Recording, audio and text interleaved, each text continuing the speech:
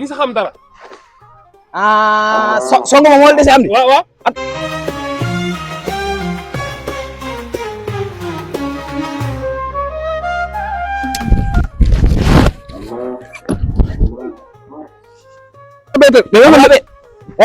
xool ma fii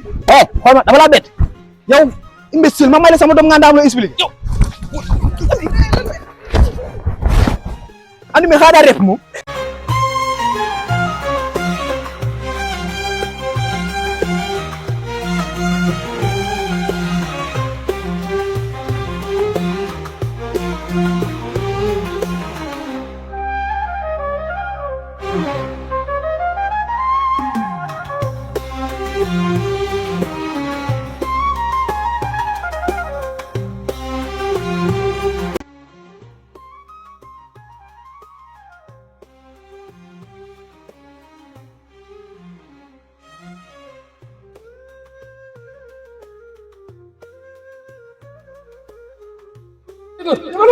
ma lay rey naan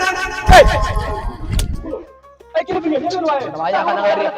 yow way leen bay kër li kër la kër gi sa ñaawaay bi nga na ngay xeex be ana par ko ma ci yow sax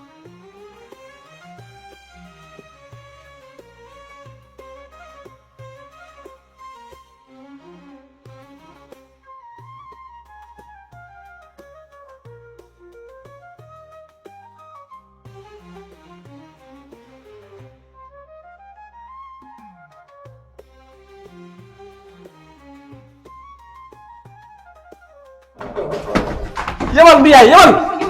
ay xel ni góor la ba nga son doo yow yamal kay ma bett ben sa sama bett mo bett doon ma xam doole wut sax mu lay at doo yow ko sa kanam daq suuf dama bett rek dama bett waaw soo bett ko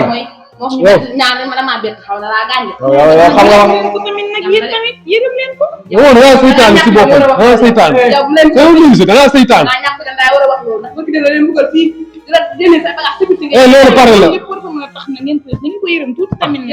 yërëm ñam na de yow xool ma doo ko defati de sa ñaawaay bi yow maa ko def sax man mi lay may sama dugg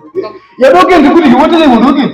parce que nag ni ñaaw noonu laa ko bëggee nag bàyyi leen jàmm yow naa ñàkk jom sa musóor gi ngay mel ne aram ni ba ñu jàmm bon da nga war a may jàmm te day maa jógal ñëwaat si yow toogal baax na moom balaa maa dee nga jug ma ne ak kuñ mi